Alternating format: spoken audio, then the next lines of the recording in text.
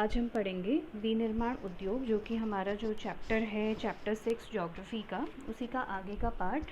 और आज हम इसमें पढ़ेंगे उद्योग अवस्थिति। सबसे पहला जो हमारा टॉपिक है आज का वो है उद्योग अवस्थिति। उद्योग अवस्थिति का जो मतलब है, मैं आपको एक एग्जाम्पल के माध्यम से उसे समझाती हूँ। जैसे कि अगर मैंने कपास उगाया है अपने खेत में, ढेर सारा कपास जो है वो मेरे खेत में उगा हुआ है, ठीक है। अब ये जो कपास है, इसे उगाने के लिए जो परिस्थितियां हैं वो अनुकूल होनी चाहिए, ठीक है। कि जो कपास है उसके जब हम परिस्थितियां उसके हिसाब से होंगी, कपास उगाने के हिसाब से, तभी जो कपास है वो अच्छा उग पाएगा। जैसे अगर हम कहें कि कपास उगाने के लिए क्या क्या परिस्थितियां अच्छी होनी चाहिए, जैसे कि अधिक गर्मी होनी चाहिए उस जगह पर जहाँ पर कपास उगाया जा रहा है।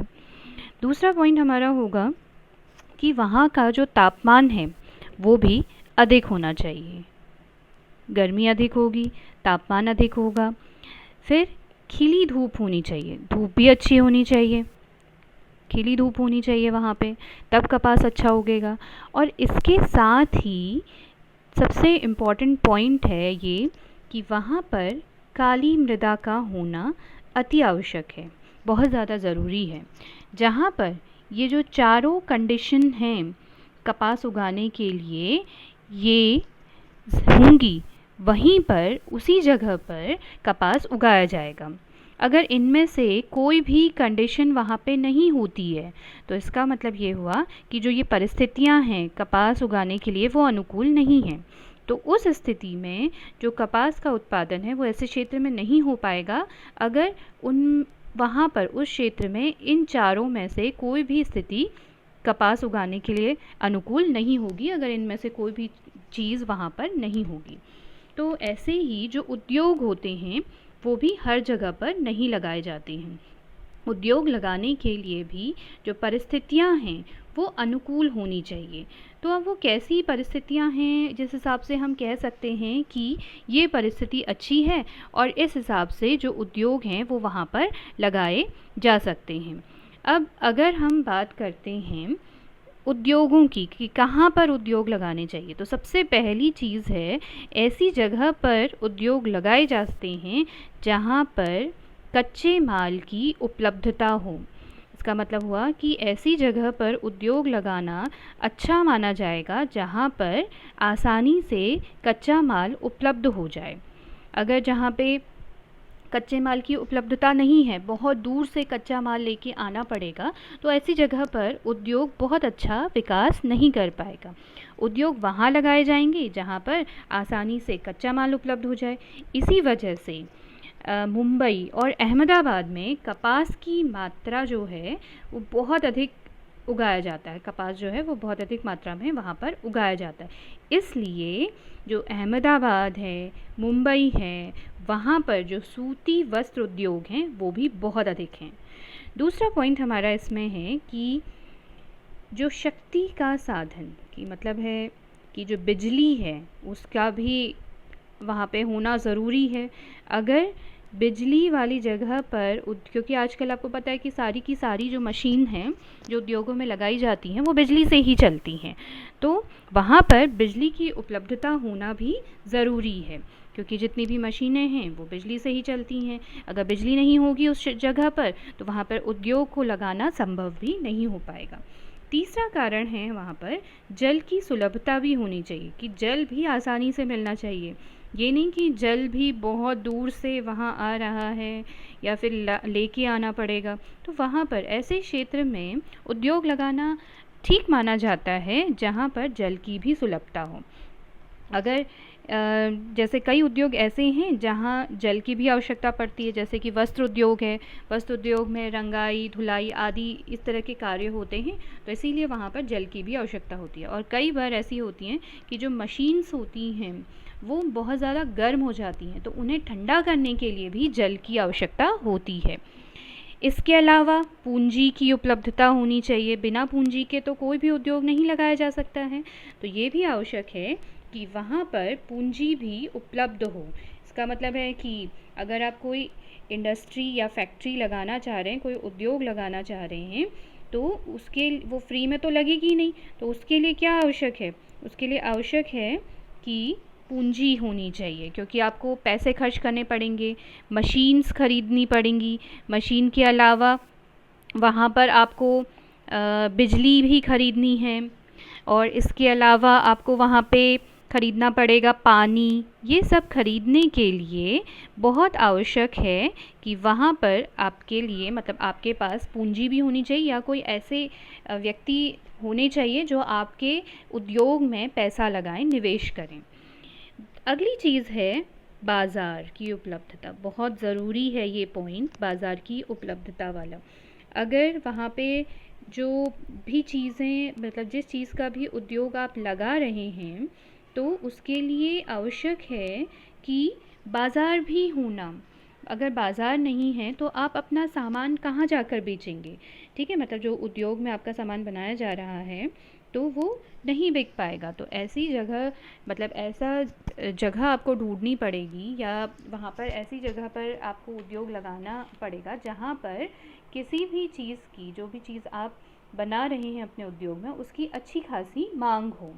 अगर आप ऐसी जगह पर उद्योग लगाते हैं जहाँ पे जनसंख्या कम है, तो वहाँ पे आपके उद्योग को बहुत ज़्यादा विकास होने में मदद नहीं मिलेगी, बल्कि ऐसी जगह पर आपको उद्योग स्थापित करना चाहिए जहाँ पर जो भी उत्पादन उद्योग में किया जा रहा है वहाँ पर उस चीज़ की अच्छी मांग होनी चाहिए, तभी तो वो सामान खरीदा जाएगा। अगर आप कोई चीज़ ऐसी बना दे रहे हैं जो लोगों के किसी काम की नहीं है, तो फिर आपका जो भी प्रोडक्शन आप कर रहे हैं अपने उद्योग में, तो वो भी किसी काम का नहीं रहेगा। इसके अलावा श्रमिकों की उपलब्धता। श्रमिक, क्योंकि आपके फैक्ट्री में काम करने के लिए भी तो लोग चाहिए, तो उनकी उपलब्धता होना भी बहुत ज़्यादा आवश्यक है। अब जैसे उपयोग मतलब ये है कि अगर आपके पास श्रमिक हैं, ठीक है, तो जो श्रमिक हैं वहाँ पर आपको तकनीक के हिसाब से भी मतलब कुशल और अकुशल और साथ में प्रशिक्षित जो ट्रेंड हैं उन श्रमिकों का होना भी आवश्यक होता है। अगर वहाँ पर जहाँ पे आप उद्योग लगा रहे हैं वहाँ पर अगर श्रमिकों की उपलब्धता नहीं है, तो आपको कहीं और से श्रमिक मंगाने पड़ेंगे और फिर उनको ज़्यादा पेमेंट करनी पड़ेगी। तो आपको ऐसी जगह पर उद्योग लगाना या फिर ऐसी जगह पर उद्योग लगाना आसान होता है या अच्छा विकास करता है उद्योग जहाँ पे श्रमिक भी आपको आसानी से उपलब्ध हो जाए। इसके अलावा है परिवहन साधनों की सुविधा। कई तरह का जो कच्चा माल होता है या जो श्रमिक होते हैं उन्हें फैक्ट्री तक पहुंचाने के लिए और फैक्ट्री में जो उत्पाद बनकर तैयार हो रहा है उसे उपभोक्ता तक पहुंचाने के लिए हमें सस्ते और अच्छे परिवहनों की आवश्यकता होती है। और इसका जो ये अगर हमारे आसपास ऐसी सुविधाएं उपलब्ध हैं परिवहन की, तो इससे क्या होगा कि जो कच्चा माल है वो भी उद्योग तक आसानी से पहुंच पाएगा और जो श्रमिक हैं वो भी आसानी से पहुंच जाएंगे। साथ में जो उत्पाद आपके उद्योग में तैयार हो रहा है वो भी आसानी से कहाँ चला जाएगा, मार्केट तक का, बाज़ार तक का आसानी से उपलब्ध हो जाएगा। तो ये है उद्योग अवस्थिति, जहाँ पर आपको इन चीज़ों की ज़रूरत है कि कहाँ पर उद्योग लगाए जा सकते हैं। जहाँ पर कच्चे माल की उपलब्धता हो, ऐसी जगह पर उद्योग लगाना सही माना जाता है जहाँ पर आपको आसानी से कच्चा माल उपलब्ध हो जाए। बिजली के साधन वहाँ पे मौजूद होने चाहिए, जल की सुलभता भी होनी चाहिए, क्योंकि बहुत से काम उद्योग में ऐसे किए जाते हैं जिनमें जल की आवश्यकता होती है। पूंजी भी उपलब्ध होनी चाहिए, या तो आपके पास पूंजी होनी चाहिए या फिर आपको कोई ऐसे लोगों को ढूंढना होगा जो आपकी जो उद्योग है उस पर अपना निवेश कर सकें। बाज़ार भी उपलब्ध होना चाहिए वहाँ पे, मतलब कि लोगों की जो जनसंख्या है वो भी अच्छी खासी वहाँ पर होनी चाहिए। साथ में उन लोगों की जो मांग है उसके हिसाब से भी उद्योग लगाए जाते हैं। श्रमिकों की उपलब्धता, हमें सस्ते और कुशल और जो प्रशिक्षित श्रमिक हैं उनकी आवश्यकता उद्योगों में पड़ती है। तो ऐसी जगह पर उद्योग स्थापित करना अच्छा माना जाता है जहाँ पे श्रमिक भी उपलब्ध हों। इसके अलावा जो परिवहन के साधन हैं वहाँ पर उनकी सुविधा हो, जैसे कि बाज़ार से सामान, मतलब बाज़ार में भी आपका सामान जा सके और साथ में जो कच्चा माल है वो भी आपको आसानी से मिल सके। यहाँ पे एक वो बनाया हुआ है डायग्राम। तो यहाँ पे आप देख सकते हैं कि अगर आपने उद्योग लगाना है तो उस उद्योग में आपको कुछ चीज़ों की ज़रूरत है, जिसमें से मुख्यतः हमने बात कर ली है विद्युत की, कच्चे माल की, श्रम की, पूंजी, बाज़ार, जल, भूमि भी होना आवश्यक है। आप तभी ऐसी जगह पर उद्योग लगा पाएंगे जहाँ पर भूमि है। फिर परिवहन और संचार, ये सब माध्यम ऐसे हैं जो उद्योग के लिए अच्छे माने जाते हैं। अब हम उद्योगों का वर्गीकरण पढ़ते हैं। अब जो उद्योगों का वर्गीकरण है उसके आधार पर जो उद्योगों का वर्गीकरण है उसके आधार पर उद्योगों को अलग अलग उस पर बांटा जाता है। जैसे कच्चे माल के स्रोत के आधार पर हम उद्योगों को देखते हैं तो कुछ उद्योग होते हैं कृषि आधारित और कुछ उद्योग होते हैं खनिज आधारित। अब जो कृषि आधारित उद्योग होते हैं ये वे उद्योग होते हैं जहाँ जो कच्चा माल है वो कृषि से आता है। सारा का सारा जो कच्चा माल है इस तरह के उद्योग में, जो कृषि आधारित उद्योग होते हैं उनको सारा का सारा कच्चा माल कृषि से मिलता है। तो जैसे इसमें आते हैं कपास, जूट, रबड़, चाय, कॉफ़ी, ये ऐसे उद्योग माने जाते हैं जिन्हें कच्चा माल मिलता है कृषि से। फिर दूसरे उद्योग जो कच्चे माल के स्रोत के आधार पर हम देखते हैं वो है खनिज आधारित उद्योग। जैसे इनका जो कच्चा माल होता है, ऐसे उद्योग होते हैं जहाँ पर जो खनिज है, ठीक है, तो जो खनिज है वो अयस्क मतलब कच्चे माल के रूप में अयस्क का इस्तेमाल किया जाता है। जैसे कि जो लोहा है, ठीक है, लौह अयस्क किसके लिए होता है। फिर साथ में एल्यूमिनियम के लिए बॉक्साइट होता है। ये बॉक्साइट का पिक्चर है, ये वाला ऊपर वाला, और नीचे वाला जो पिक्चर है वो लौह अयस्क का है। ये सब क्या होती हैं, रॉक्स होती हैं, बड़ी बड़ी चट्टानें होती हैं और उनको इनका शोधन किया जाता है और उस केमिकल्स वगैरह मिला के, और उसके बाद इसमें से लोहा या फिर एल्यूमिनियम निकाला जाता है। फिर इसके बाद है भूमिका के आधार पर। अगर हम भूमिका के आधार पर बात करते हैं तो इसमें कुछ आधारभूत उद्योग आते हैं और कुछ उपभोक्ता उद्योग आते हैं, ठीक है। तो इसमें क्या है, जो आधारभूत उद्योग होते हैं लोहे और इस्पात का, जैसे जो ये ऐसे उद्योग होते हैं जो दूसरे उद्योग को कच्चे माल की सप्लाई करते हैं। ऐसे जो उद्योग होते हैं वे दूसरे जो उद्योग होते हैं उनके विकास में सहायक होते हैं। जैसे लोहा और इस्पात है, जिसे हम आयरन एंड स्टील बोलते हैं, तो इनका जो है वो क्या होता है कि लोहा और इस्पात ये क्या करते हैं, दूसरे जगह पर दूसरी फैक्ट्रीज़ को लोहा या फिर स्टील जो है वो बेचते हैं कच्चे माल के रूप में, और फिर दूसरे उद्योगों में इस लोहे या स्टील के और काम किए जाते हैं। जैसे कि कुछ कार बनाना या फिर और किसी काम में जैसे जहाज वगैरह बनाना, एरोप्लेन बनाना। तो ये जो चीज़ें हैं वो लोहा और इस्पात के उससे होते हैं। इसके अलावा उपभोक्ता उद्योग होते हैं, और ये वे उद्योग होते हैं जहाँ उपभोक्ताओं के लिए चीज़ें बनाई जाती हैं और इन्हें सीधे सीधे बाज़ार में बेचा जाता है। जैसे कि चीनी, दंत मंजन, कागज़, पंखे, सिलाई मशीन, ये कुछ ऐसे उदाहरण हैं जो उपभोक्ता उद्योग के हैं। और ये वे उद्योग होते हैं जिनका जो प्रोडक्ट है वो सीधे सीधे उपभोक्ताओं तक पहुंचाया जाता है, और जो उपभोक्ता होता है वो अपने दैनिक जीवन में इन चीज़ों का इस्तेमाल करता है। अब बात करते हैं पूंजी निवेश के आधार पर। पूंजी निवेश के आधार पर उद्योगों को लघु उद्योग और बृहत उद्योग के आधार पर बांटा जाता है। जो लघु उद्योग होते हैं ये ऐसे उद्योग होते हैं जिसमें 1 करोड़ से कम पूंजी निवेश की जाती है। मतलब इसमें जो फैक्ट्री है उसको लगाने के लिए 1 करोड़ से कम पूंजी का निवेश किया जाता है। इस तरह के उद्योग में फर्नीचर, खिलौने, कालीन, औजार बनाने वाले उद्योग आते हैं। दूसरा जो होता है उद्योग वो है बृहत उद्योग, मतलब बड़ा उद्योग, ठीक है। तो ये ठीक इसके उल्टा होता है लघु उद्योग के, कि इसका जो निवेश होता है इस तरह के जो उद्योग होते हैं इन्हें लगाने के लिए 1 करोड़ से अधिक की धनराशि या पूंजी इसमें लगाई जाती है। जैसे कि लोहा इस्पात उद्योग, सूती वस्त्र उद्योग, ये ऐसे उद्योग हैं जिनमें 1 करोड़ से ज़्यादा की धनराशि इनमें लगाई जाती है। ये जो ऊपर आप देख रहे हैं पिक्चर, ये सब जो लघु उद्योग हैं उनके एग्जाम्पल्स हैं, और जो नीचे आप पिक्चर देख रहे हैं वो है बृहद उद्योग का उदाहरण। फिर है स्वामित्व के आधार पर। हम स्वामित्व के आधार पर भी जो उद्योग हैं उनका वर्गीकरण करते हैं। जैसे सबसे पहला जो इसमें है वो है सार्वजनिक क्षेत्र। ये ऐसे उद्योग होते हैं जिनका जो स्वामित्व, संचालन और रखरखाव होता है वो सरकार द्वारा किया जाता है।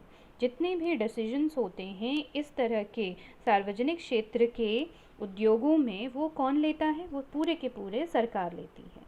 इसके जो उदाहरण हैं वो हैं BHEL और सेल, ये इसके उदाहरण हैं।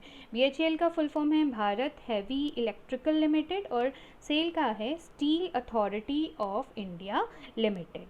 अब निजी क्षेत्र होते हैं। निजी क्षेत्र वे क्षेत्र होते हैं जिनका स्वामित्व, संचालन और रखरखाव किसी एक व्यक्ति के पास होता है या फिर कुछ व्यक्तियों के समूह के पास होता है।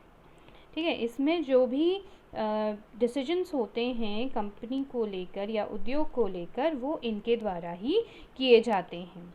जैसे कि जो ये पूरी तरह से प्राइवेट सेक्टर्स होते हैं, प्राइवेट इंडस्ट्रीज़ होते हैं, प्राइवेट उद्योग होते हैं। जैसे कि इसमें टिस्को है, रिलायंस है, ये सब इसके एग्जाम्पल है। बजाज ऑटो लिमिटेड है, डाबर है, ये सब के सब निजी क्षेत्र के उदाहरण हैं।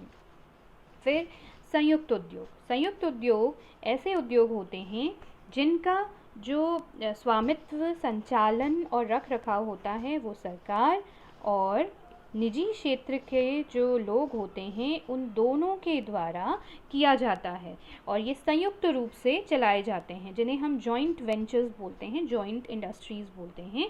इन सब के जो डिसीजंस होते हैं इसको लेकर वो सब के सब जो निजी और सरकार है उन दोनों के द्वारा लिए जाते हैं। जैसे कि OIL, इसका मतलब है ऑयल इंडिया लिमिटेड। ये ऐसा एक कंपनी है या उद्योग है जिसमें सरकार और निजी इन दोनों ने ही इसमें पूंजी का निवेश किया हुआ है। अगले जो हमें मिलते हैं वो हैं सहकारी उद्योग। ये ऐसे उद्योग होते हैं जिनका जो स्वामित्व होता है वो कच्चे माल की पूर्ति कराने वाले, जो कच्चे माल की पूर्ति कराते हैं उन उत्पादकों के पास होता है। कच्चे माल की पूर्ति कराने वाले उत्पादकों के पास होता है या फिर श्रमिकों के पास होता है जो इसमें काम कर रहे होते हैं। कराने वाले उत्पादक या फिर जो श्रमिक जो यहाँ पे काम कर रहे हैं उन श्रमिकों के पास इसका जो स्वामित्व होता है इन दोनों के पास होता है।